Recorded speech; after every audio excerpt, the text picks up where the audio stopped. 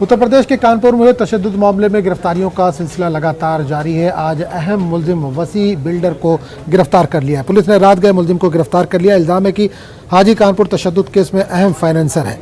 Police कई दिनों से तशद्दुद केस में मुलजिम बिल्डर हाजी वसी की गिरफ्तारी की ताक में थी। बता दें कि इतवार को मुलजिम बिल्डर हाजी वसी के बेटे रहमान को पुलिस ने गिरफ्तार किया था, जिसके बाद अदालत ने इसे जेल भेज दिया था। आपको बता दें कि कानपुर में 3 जून को तशद्दुद हुआ था।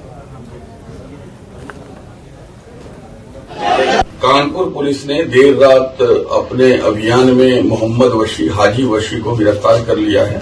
हाजी वशी बेकनगंज थाना क्षेत्र में 3 जून को हुई घटना के एक प्रमुख अभियुक्त हैं और हाजी वशी मुकदमा संख्या 42, 43 और 44 थाना बेकनगंज कानपुर में वांछित अभियुक्त रहे हैं। इनके खिलाफ हमने एनबीडब्ल्यू भी ले रखा था और इन तीनों मुकदमों में इनकी तलाश लगातार की जा रही थी। हाजी वसी की गिरफ्तारी के लिए कानपुर पुलिस ने दिल्ली और आसपास के अन्य शहरों में भी हमने अभियान चलाया था। कल रात की सूचना हमें मिली कि हाजी वसी का लोकेशन की स्थिति लखनऊ में अमौसी एयरपोर्ट के आसपास है।